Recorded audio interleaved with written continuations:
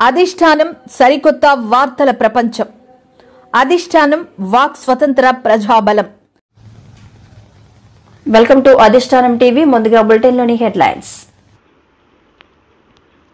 వైసీపీకి రాజీనామా చేసిన మాజీ మంత్రి అవంతి.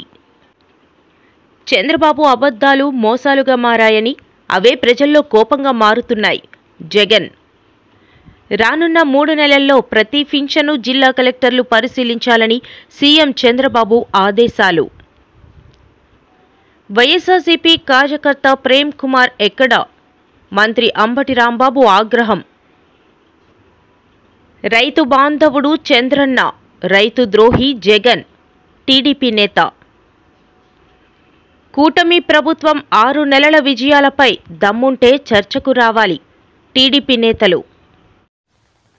వైసీపీకి పార్టీ సభ్యత్వానికి భీమిలి నియోజకవర్గం సమన్వయకర్త పదవికి రాజీనామా చేసిన అవంతి శ్రీనివాస్ రాజకీయాలతో కుటుంబానికి కూడా దూరంగానే ఉన్నాను. వైసీపీకి పార్టీ సభ్యత్వానికి భీమిలి నియోజకవర్గం సమన్వయకర్త పదవికి రాజీనామా చేసిన అవంతి శ్రీనివాస్ రాజకీయాలతో కుటుంబానికి కూడా దూరంగానే ఉన్నాను. వ్యక్తిగత కారణాల దృష్ట్యా రాజీనామా చేస్తున్నాను. కొంతకాలం రాజకీయాలకు దూరంగా ఉంటాను. ఎవరి మీద విమర్శలు చేయాల్సిన అవసరం లేదు. రాజకీయాల్లోకి ప్రజాసేవ చేద్దామని వచ్చాను. సేవ చేశాను. సంపాదించాలని ఆలోచన ఏనాడు లేదు. భీమిలి నియోజకవర్గంలో ప్రజలకు సేవ చేసిన ప్రతి ఇంటిని టచ్ చేశాను. నిస్వార్థంగా ప్రజలకు సేవ చేశాను. ప్రజా తీర్పును ప్రతి ఒక్కరూ గౌరవించాల్సిన అవసరం ఉంది. ఎవరి మీద నెపం నెట్టాల్సిన అవసరం లేదు. రాజధాని చెప్పినా, ప్రజలకు అనేక పథకాలు ఇచ్చినా, అభివృద్ధి చేసినా ఎందుకు ఇలా జరిగిందనేది విశ్లేషణ చేసుకోవాల్సిన అవసరం ఉంది. స్థానికంగా ఉన్నవారిని కాకుండా పైన ఉన్నవారిని చూసి నిర్ణయం తీసుకున్నారని భావిస్తున్నాను. నా హయాంలో ప్రోత్సహించలేదు. నా హయాంలో నేను ఎలాంటి అవినీతి చెయ్యలేదు, అవినీతిని ప్రోత్సహించలేదు. ఈ ప్రభుత్వం వచ్చిన సంవత్సరం పాటు సమయం ఇవ్వాలి. వారి 6 నెలల నుంచి ఆందోళన, నిరసనలు అంటే కార్యకర్తలు, నేతలు ఇబ్బంది పడతారు. వైసీపీ హయాంలో కార్యకర్తలు, నేతలు ఇబ్బందులు పడ్డారు. మళ్ళీ నాకు కార్యకర్తలు ఎంత ఇబ్బంది పడ్డారు 5 సంవత్సరాలు చూస్తుంది. వాళ్ళంతా నడిగిపోయి దగ్గర చూస్తుంది. వాళ్ళు ఇప్పటికీ కనీసం ఒక మీటింగ్ పెట్టి ఆలోచించుకునేవాళ్ళు. అసలు ఏం జరిగింది, ఎలా జరిగింది అనేది చెప్పకుండా మళ్ళీ మీరు కర్రాలి గొడవ చేయండి అని చెప్తే అంతవరకు కరెక్ట్. మనం చూసాం సోషల్ మీడియా. వాళ్ళు ఎవడో కూడా ఎలా చేసిన దానికి పవన్ కళ్యాణ్ గారు దానికి కోపం నుంచి చెప్తాం. అక్కడి నుంచి ఈ సోషల్ మీడియా కార్యకర్తలు అందరూ అంతే ఇబ్బంది పడతాం చూస్తాం. మళ్ళీ ఈయన కూర్చుని ఇక్కడ తాడేపూర్లో కూర్చుని ఆయన సార్ చెప్పేస్తారు. చెప్పినప్పుడు చాలా ఈజీ. మీరు కలెక్టర్ వెళ్ళండి, ధర్నా చేయండి, గొడవ చేయండి. ఇబ్బందులు ఉన్నాయంటే ఇబ్బంది వస్తే వాళ్ళకి అడ్వకేట్ పెడతాను, అలా బెయిల్ ఇప్పిస్తానంటే ఫ్యామిలీ ఉంటారు, అలా ఇబ్బందులు ఉంటారు. అందరూ అంత లైట్ తీసుకోలేదు. చాలామంది చాలా రకాల ఇబ్బందులు. అది కాకుండా ప్రభుత్వం ఆర్థిక ఇబ్బందులు ఉంది. కొత్త ప్రభుత్వం వచ్చింది, ప్రజా తీర్పు ఇచ్చినప్పుడు ఆర్థిక ఇబ్బందులు ఉన్నప్పుడు మనం ఏదో అప్పుడే మాట్లాడుకున్నాం. ఇలా 5 సంవత్సరాలతో డిసైడ్ చేస్తారు. వాళ్ళు సూపర్ 6 అమలు చేశారా లేదా, వాళ్ళు ఇచ్చినప్పుడు మేనిఫెస్టో అమలు చేశారా లేదా అనేది పీపుల్ మిస్ అయిపోయింది. మనం ఇందులో మ్యాండేట్ ఇచ్చిన దానికి 5 సంవత్సరాలు ఇచ్చారు. రాష్ట్ర గారు చెప్పారు ఏదో అడిగితే సార్లు వచ్చారు ఎవరయ్యా చేయలేదు, వాళ్ళు చేయమని 5 సంవత్సరాలు టైం ఇచ్చారు. 5 ఏళ్ళ తర్వాత మీరు అడగండి మనం అని చెప్పాడు ఆయన రాష్ట్ర గారు. 5 ఏళ్ళు కాదు కదా, 5 నెలలు కూడా ఆయన టైం ఇవ్వకుండా వెంటనే మీరు ధర్నాలు రాష్ట్రాలు మంచి పద్ధతి కాదు. ఎందుకంటే రాష్ట్రం అభివృద్ధి చెందాలంటే వాళ్ళ కేంద్రం దగ్గర కానీ రాష్ట్రం దగ్గర కానీ లిమిటెడ్ నిధులు ఉన్నారు. మనకు పెట్టుబడులు రావాలి. పెట్టుబడులు రావాలంటే ఏంటి, ఒక స్థిరమైన ప్రభుత్వం ఉంటేనే పెట్టుబడులు వస్తాయి. మనం కూడా చూసాం పక్క రాష్ట్రం తెలంగాణ. అదే టీఆర్ఎస్ పరిపాలించింది కాబట్టి హైదరాబాద్ అమ్మంతా అనిపించింది. మన వాళ్ళు ఏమన్నా రాష్ట్రం విడిపోతే రాష్ట్రం విడిపోగానే మనకి హైదరాబాద్ అయిపోతుంది కానీ పొరపాయింది. హైదరాబాద్ సపోర్ట్ డెవలప్ అయింది, మనం ఏమో డెవలప్ చేసుకోలేదు. హైదరాబాద్ ఎందుకు డెవలప్ అయిందంటే 10 ఏళ్ళు స్థిరమైన ప్రభుత్వం ఉంది కాబట్టి ఇక్కడ కూడా మనం స్థిరమైన ప్రభుత్వం ఉంటే రాజధాని వస్తుంది, పెట్టుబడులు వస్తాయి, అభివృద్ధి వస్తుంది. సరే మన రాజకీయ విధానాలు వేయవచ్చు, మనం పవర్ అధికారం కోల్పోయిన బాధ ఉండొచ్చు. అట్ ద సేమ్ టైం రాష్ట్ర అభివృద్ధిని కూడా మనం దృష్టిలో పెట్టుకోవాల్సినటువంటి బాధ్యత ఉంది. కానీ మనం ఇలా ప్రతిదానికి రాజకీయ ప్రయోజనాలు పరమావధి మనం ముందుకెళ్ళడం అనేది ఎంతో అర్థం కాక దానికోసం అడ్జస్ట్ కాక నేను ఈ రోజున దాంతోపాటు నా వ్యక్తిగతంగా కూడా 5 సంవత్సరాలు నా జీవితాన్ని కుటుంబాన్ని కోల్పోయి దూరం ఉండడం జరిగింది. సో నాకు ఆ సమస్యలు ఉన్నాయి కాబట్టి అది గౌరవ పార్టీ చేసిన జగన్మోహన్ రెడ్డి గారికి నా వ్యక్తిగత కారణాలతోటి ఈ రాజకీయాలకి ప్రస్తుతం దూరంగా ఉండాలని నిర్ణయం తీసుకోవడం జరిగింది. దానికి విద్యార్థి బాధ్యత కానీ రానున్న 3 నెలల్లో ప్రతి ఫంక్షన్ జిల్లా కలెక్టర్లు పరిశీలించాలని సీఎం చంద్రబాబు ఆదేశించారు. చాలా మంది అనర్హులకు పెన్షన్లు వెళ్తున్నాయని మంత్రి నాదెండ్ల మనోహర్ చేసిన వ్యాఖ్యలకు ఆయన ఈ విధంగా స్పందించారు. సచివాలయంలో 2వ రోజు కలెక్టర్ సదస్సులో సీఎం మాట్లాడారు. అంటే function wise, functionary wise and unit wise, that is very, very important. This is where I am talking from the beginning, functionary unit. You can fix a responsibility, then everybody will prove their efficiency, and also we have to fix accountability, or otherwise we have to train them continuously, then it will be helpful for us. ఇక్కడికి వచ్చినప్పుడు కూడా జిల్లాల వారీగా service level indicators పెట్టి మీకు collectors కూడా చాలా క్లియర్గా టాప్ 10 పాయింట్స్ పెట్టి where you are as on today. Present status 60.9, ఇంకా 40% ఇంప్రూవ్ చేసుకోవాలి ఈ వెయిటేజ్ ప్రకారం. అవసరమైతే వెయిటేజ్లో ఏదైనా ప్రాబ్లమ్స్ ఉంటే మార్చుకుందాం. 48 to 76, that is variation. That is where all of you has to work it out. దాన్ని మీరు ఒకసారి చెక్ చేసుకొని ఈ కలెక్టర్స్ అంతా వర్కౌట్ చేయాల్సిన అవసరం ఉంది. వాటర్ సప్లై చాలా క్లియర్గా రిక్వైర్కి ఎంత కావాలి, ఎక్కడెక్కడ సోర్స్ వస్తాయి. Amrut 1, AIB and Amrut 2 we have given clarity. Problems అన్ని ఐడెంటిఫై చేశారు, they are going ahead. Solid waste management కూడా చాలా క్లియర్గా స్పష్టంగా ఫండ్స్ ఒకటి, రెండోది ఏ విధంగా మనం దాన్ని లాజికల్గా తీసుకుపోవాలి, PPP models are innovative ideas, all these things తీసుకొచ్చారు. ఇది ఇంకొక పక్కన స్ట్రీట్ లైట్స్ అయితే almost all as on today 93%కి వచ్చారు. ఇంకా 1.5 lakhs రెక్టిఫై చేయాల్సిన అవసరం ఉంది. స్టెరిలైజేషన్ ఈ స్ట్రీట్ వర్క్స్ ఉంటే అవి కూడా చాలా వరకు కంప్లీట్ చేస్తున్నారు. ఆగస్ట్ టార్గెట్ పెట్టారు. సోషల్ ఇక్కడ వచ్చినప్పుడు అన్నా క్యాంటీన్ నా ఇన్ఫర్మేషన్ మీకు ఒక బాడీ క్రియేట్ చేద్దాం, స్టేట్ లెవెల్ ఒక society. Then every Anna canteen ఒక అడ్వైజరీ కమిటీ వేద్దాం, so that they will make it ఊరికే సూపర్వైజ్ చేసుకుంటూ ఉంటారు. Then genuinely they will promote. ఏదైతే ఎవరైనా చారిటీకి రావాలి ముందుకు అనుకుంటే this is one avenue, Anna canteen. అవసరమైతే 200 క్యాంటీన్లు డొనేట్ చేస్తాం చేయమంటాం, ఒకటే చేస్తాం చేయమంటాం. అకేషనల్గా వాళ్ళ ఇంట్లో పెళ్లిళ్ళు కానీ లేకపోతే మెమరీస్ కానీ ఇలాంటివన్నీ చేయమన్నాం. దీనికి ఒక సొసైటీ ఒకటి క్రియేట్ చేయండి. పాట్ హోల్స్ చాలా వరకు 53% కంప్లీట్ చేశారు. Before festival they are going to complete everything. అక్కడి నుంచి పీపీపీ మోడల్లో రోడ్స్ మెయింటెనెన్స్ కూడా వర్కౌట్ చేస్తున్నారు. ఇంకొక పక్కన ఇది మెప్మా కూడా 5 కేటగిరీస్ మీద తీసుకోవాలి. Non Lakhpati, micro, small, medium, ఈ 5 తీసుకొని యూ హ్యావ్ టు ప్రమోట్. అది వర్కౌట్ చేయండి. ఇక్కడికి వచ్చినప్పుడు హౌసింగ్ ఫర్ ఆల్, ఇది కూడా ఒకసారి మీరు చేసే దాంట్లో నీట్గా వస్తూ ఉంది. It is another new concept all collectors has to understand. This is where you are having joint collectors.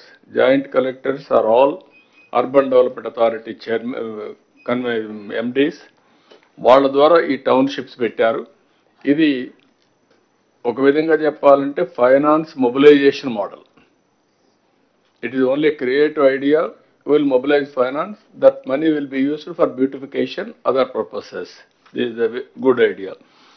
Then ఇక్కడికి వచ్చేప్పుడు హౌసింగ్కి వచ్చినప్పుడు గుంటూరు, ఎన్టీఆర్, కృష్ణ ఇద్దరు కూడా ఆ ల్యాండ్ ఐడెంటిఫై చేశారు. ఆ ల్యాండ్ తీసుకోండి. ఇక్కడ రాజధానిలో ఇచ్చిన వాళ్ళని అక్కడ అకామిడేట్ చేస్తున్నాం. ఎలిజిబుల్ పర్సన్స్కి అందరికీ ఇంటి జాగా ఇవ్వడం కాకుండా ఇండ్లు కట్టిస్తాం. ఆ వెరిఫై చేసిన తర్వాత ఒక 4,322 మంది ఇన్ఎలిజిబుల్ వచ్చారు. మిగిలిన అందరూ కన్స్ట్రక్ట్ చేస్తాం. దిస్ ఈజ్ వేర్ కలెక్టర్స్ కూడా కొన్ని మోడల్గా మీరు తయారు చేసే పరిస్థితి రావాలి అన్ని జిల్లాల్లో. సబ్జెక్ట్ మీ కంట్రోల్లో ఉండాలి. ఆ సబ్జెక్ట్ కంట్రోల్ వచ్చారు కొంచెం స్ట్రగుల్ చేయాలి. ఎవ్రీ డిపార్ట్మెంట్, ఎవ్రీ మినిస్టర్స్ కూడా మీకు కూడా అందరికీ దిస్ ఆర్ వేర్ ఈ ఒక క్లారిటీ వచ్చి కంప్యూటరైజ్ చేసి ఎవ్రీ ఫంక్షన్కి కానీ అకౌంటబిలిటీ ఫిక్స్ చేస్తే ఫిజికల్గా వెరిఫికేషన్ చేసినప్పుడు will have a clarity. Okay, what they are reporting is right or wrong. ఎక్కడో ఇక్కడ టెక్నాలజీ గురించి మాట్లాడుతున్నాం. ఇంటికి చంద్రబాబు అబద్దాలు మోసాలుగా మారాయని, అవే ప్రజల్లో కోపంగా మారుతున్నాయని వైఎస్ఆర్సీపీ అధినేత మాజీ ముఖ్యమంత్రి వైఎస్ జగన్మోహన్ రెడ్డి పేర్కొన్నారు. మా పథకాలేవని ప్రజలు నిలదీస్తున్నారు. ప్రతి నెల ఒక్కో అంశాన్ని పట్టుకొని ప్రజలను తప్పుదోవ పట్టిస్తున్నారని ధ్వజమెత్తారు. ఎలక్షన్లు అయిపోయాయి, దాదాపుగా 6 నెలలు దాటింది. 6 నెలలు దాటిన పరిస్థితుల మధ్య మళ్ళీ పార్టీని మనం సమాయత్తం చేసే దిశగా అడుగులు వేస్తూ ఈరోజు అందరం కూడా ఇక్కడ కలుస్తూ ఉన్నాం. ప్రజలందరూ కూడా ఈరోజు నిలదీసే పరిస్థితిలోకి ప్రజలంతా వస్తూ ఉన్నారు. ఏమైనా 15,000 అని చెప్పి చిన్నపిల్లలు అడుగుతూ ఉన్నారు. ఏమైనా 18,000 అని చెప్పి వాళ్ళ అమ్మలు అడుగుతూ ఉన్నారు. ఏమైనా 48,000 అని చెప్పి ఆ అమ్మమ్మలు అడుగుతూ ఉన్నారు. ఏమైంది 36,000 అని చెప్పి చిన్నపిల్లలు ఉద్యోగం కోసం ఎదుగుతూ ఉన్న పిల్లలు అడుగుతూ ఉన్నారు. ఏమైంది 20,000 అని చెప్పి రైతన్నలు అడుగుతూ ఉన్నారు. వీళ్ళకి ఎవ్వరికీ కూడా చంద్రబాబు నాయుడు అనే వ్యక్తి, వాళ్ళ పార్టీకి సంబంధించిన క్యాడర్ సమాధానం చెప్పలేని పరిస్థితిలో వాళ్ళ పార్టీ, వాళ్ళ పెద్దలు అందరూ కూడా ఏం చేస్తూ ఉన్నారు? Diversion politics. ప్రతిరోజు ప్రతి నెల ఒక టాపిక్ తీసుకొస్తారు. ఏదో ఒక టాపిక్ తీసుకొచ్చి గోబల్స్ ప్రచారంలో భాగంగా ప్రతి ఒక్కడు దాన్ని అందుకుంటారు.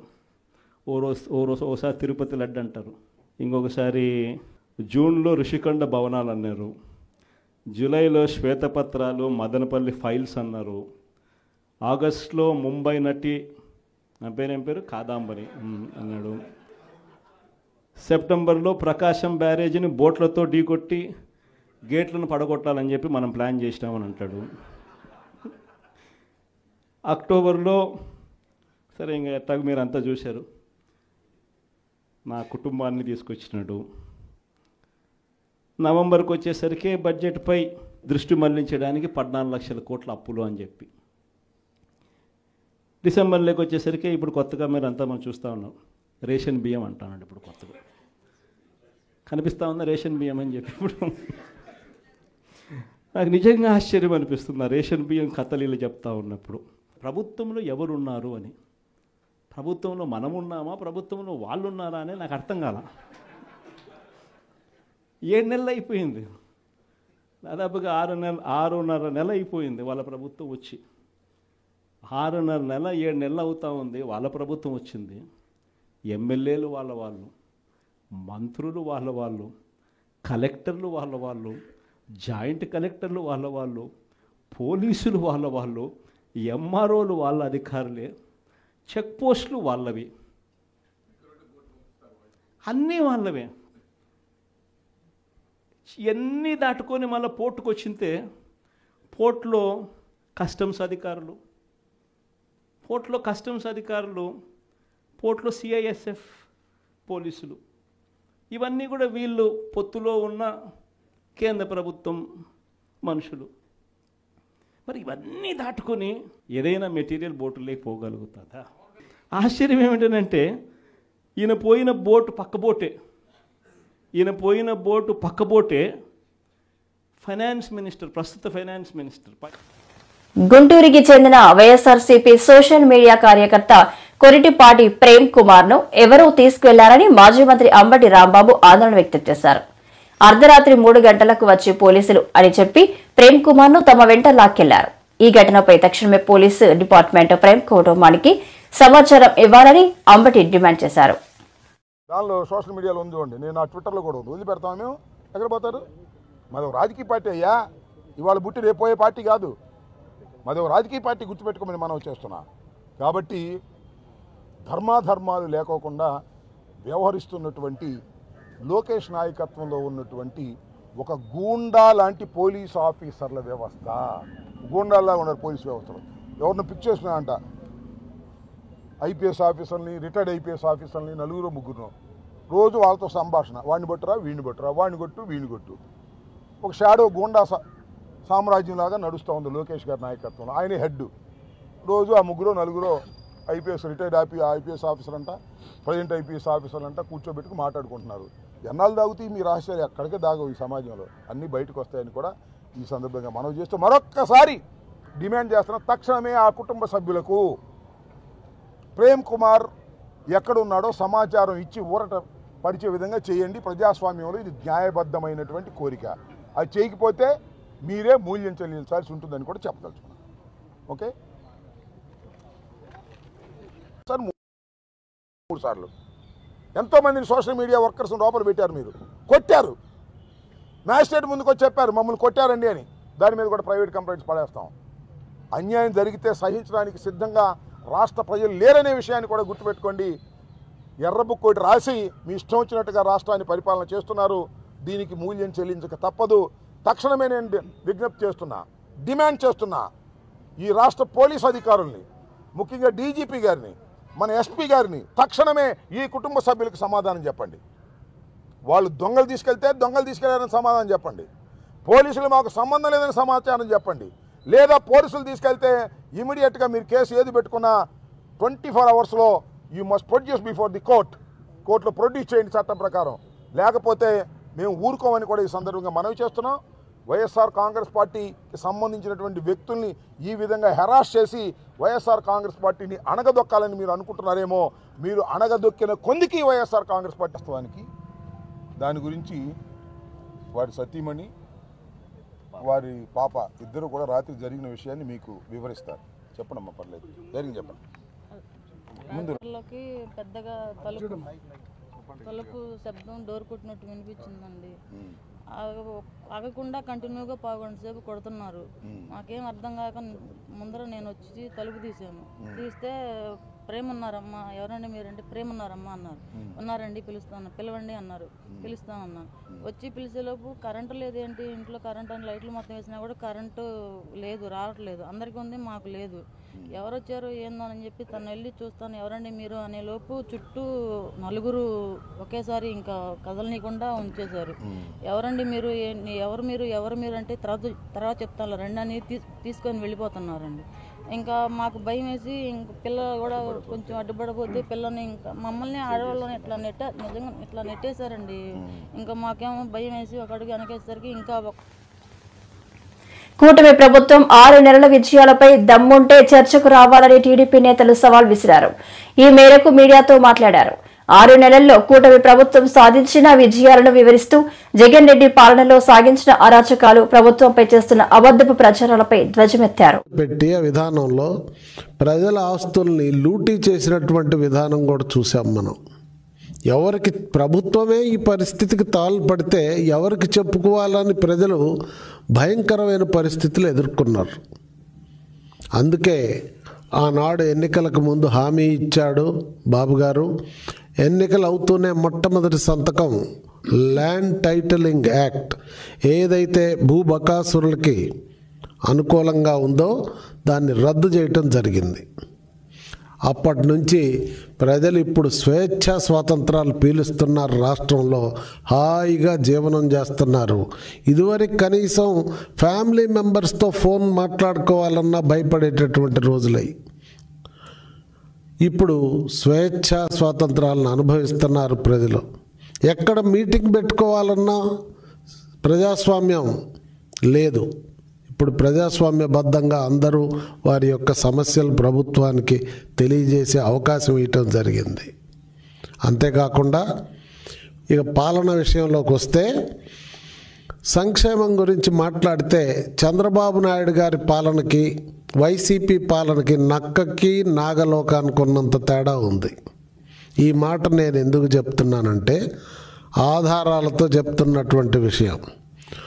ఒక్క పెన్షన్ విషయమే చూద్దాం. చెప్పాలంటే నేను సాయంత్రం దాకా చెప్తా, కానీ పెన్షన్ విషయం చూస్తే అసలు ఈ పెన్షన్ విధానాన్ని ప్రవేశపెట్టింది అన్న ఎన్టీ రామారావు గారు. ప్రతిపక్ష నాయకుల్ని మీ ప్రభుత్వంలో నవరత్నాలని చెప్పి 250 రూపాయలు మాత్రమే మీరు పెంచారు మొదటి సంవత్సరం. నిజం కాదా? చంద్రబాబు నాయుడు గారు 1000 రూపాయలు పెంచి 3000కి 1000 రూపాయలు కలిపి 4000 రూపాయలు ఫస్ట్ తారీఖున వాళ్ళ ఇళ్ళ దగ్గర ఇస్తున్నారు. 6 నెలల నుంచి అదే జరుగుతుంది. ఇదే కొనసాగుతుంది 5 సంవత్సరాలు. సంవత్సరానికి ఏడాదికి 33,000 కోట్ల రూపాయల చొప్పున 5 ఏళ్లలో 1,60,000 కోట్ల రూపాయలు ఈ రోజున ఈ పెన్షన్దారులకు ఇవ్వడానికి సిద్ధపడిన పేదల పక్షపాత ప్రభుత్వం చంద్రబాబు నాయుడు గారిదని చెప్పి మీ అందరికీ తెలియజేస్తున్నా. రెండవది, 198 అన్న క్యాంటీన్లు తిరిగి ప్రారంభించి క్షుద్బాధతో ఆకలి మంటలతో అలమటిస్తున్న పేదవాడికి 5 రూపాయలకే కడుపు నిండా అన్నం పెట్టిన ఘనత చంద్రబాబు నాయుడు గారి ప్రభుత్వం. నేను అడుగుతున్నా, జగన్మోహన్ రెడ్డి గారు 5 ఏళ్లలో అన్న క్యాంటీన్లు ఏమైనాయి? పేదవాడికి పట్టెడు అన్నం పెట్టారా మీరు? ఎందుకు ఈ మొసలు కన్నీరు కారుస్తూ ఉన్నారు మీరు? చంద్రబాబు నాయుడు గారు 198 అన్న క్యాంటీన్లు పెట్టి క్షుద్బాధ తీర్చారు. గమనించి మీరే న్యాయ నిర్ణయం చేయాలని చెప్పి కూడా తెలియజేస్తున్నాను. మూడవది, దీపం. రైతు బాంధవుడు చంద్రన్న, రైతు ద్రోహి జగన్ అని మర్రెడ్డి శ్రీనివాసరెడ్డి అన్నారు.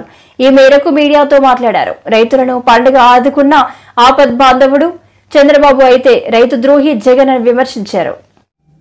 రైతుల దగ్గరికి పోయి ఈ మాట చెప్పి నీ పార్టీలో ఉన్న రైతులైనా సరే నువ్వు బజారుకు తేగలిగితే జగన్ రెడ్డి అండ్ బృందం గుడ్. కానీ గుర్తుపెట్టుకోండి, మీరు నిరసన కార్యక్రమం పేరుతోటి ఈరోజు రైతాంగానికి జరుగుతున్నటువంటి మేలుని ఆపటానికి ప్రయత్నం చేస్తే మీ మెడలో చెప్పులు దండలు పడటం ఖాయం. మీరు రైతుల దగ్గరికి వెళితే మీకు జరిగే సన్మానం అదే. దాన్ని గుర్తుపెట్టుకోండి. గత 5 సంవత్సరాలుగా రైతులు కోల్పోయినటువంటి, రైతులు నష్టపోయినటువంటి విషయాలు ఏవైతే ఉన్నాయో అవన్నీ తిరిగి ఈరోజు గాడిని పెట్టేదానికోసం కూటమి ప్రభుత్వం రైతు గెలవాలి, వ్యవసాయం నిలవాలి అనేటువంటి మహాసంకల్పంతో మాన్యశ్రీ చంద్రబాబు నాయుడు గారు ఏమైతే చేస్తూ ఉన్నారో, రైతుని రాజుగా చూడాలి అనేటువంటి సంకల్పం ఏదైతే ఉందో, విజన్ 2047లో ఆ డాక్యుమెంటరీలో రైతాంగం యొక్క ఆలోచన ఏ విధంగా ఉందో, రైతాంగం పట్ల ప్రభుత్వం యొక్క ఆలోచన ఏ విధంగా ఉందో తెలియజేసేటువంటి పరిస్థితి, పరిణామం నడుస్తూ ఉంటే ఈరోజు రైతాంగాన్ని ఆ నష్టపోయినటువంటి వాటిని తిరిగి పూడ్చేటువంటి క్రమం ప్రారంభిస్తూ ఉంటే అది తట్టుకోలేక మీరు బజార్కు వస్తూ ఉన్నారు. 5 సంవత్సరాల్లో ఏ రోజన్నా సూక్ష్మ పోషకాల గురించి, మైక్రో న్యూట్రియంట్స్, ఈరోజు రైతాంగం ఆఫీసుల చుట్టూ కూడా తిరిగి అయ్యా 5 సంవత్సరాలుగా నష్టపోయాం, భూసార పరీక్షలు లేవు, భూమికి సూక్ష్మ ధాతువులను అందించేటువంటి పరిస్థితి లేకుండా పోయింది, మా భూములు గుల్లబారిపోతూ ఉన్నాయి, మా భూములు సౌడితేలిపోతూ ఉన్నాయి, మా భూములు సారం కోల్పోతూ ఉన్నాయి, మా భూములు రోగిష్టిగా మారిపోతూ ఉన్నాయి, తిరిగి ఆదుకోండి, కూటమి ప్రభుత్వం వచ్చిందని రైతాంగం మాట్లాడుతూ ఉంటే ఈరోజు వ్యవసాయ శాఖకు సంబంధించినటువంటి మొత్తం డిపార్ట్మెంట్ గ్రామ స్థాయి నుంచి జిల్లా స్థాయి వరకు, రాష్ట్ర స్థాయి వరకు ఉన్నటువంటి ఈ రెవెన్యూ డిపార్ట్మెంటు, ఈ ఇరిగేషన్ డిపార్ట్మెంటు, ఈ ఎనర్జీ డిపార్ట్మెంటు, ఈ అగ్రికల్చర్ డిపార్ట్మెంట్కి తోడై రైతాంగాన్ని ఉన్నత స్థితిలో నిలిపేదానికోసం ప్రయత్నం చేస్తూ ఉంటే ఈరోజు నీచాతి నీచంగా మీ ఆలోచనని, మీ ఆవేదనని వెళ్ళగక్కేటువంటి ప్రయత్నం చేస్తూ ఉన్నారు. రైతులు ఆనందంగా ఉంటే చూసి ఓర్చుకోలేనటువంటి మీ కడుపులు మండిపోతున్నాయి అని చెప్పేసి మాట్లాడుతూ ఉన్నారు. ఎందుకని? గత 5 సంవత్సరాలుగా సాలీన 1000కి పైగా రైతాంగం 1000 మందికి పైగా రైతులు ఆత్మహత్యలకు పాల్పడినటువంటి పరిస్థితి ఈరోజు లేకుండా పోతుందని చెప్పి జగన్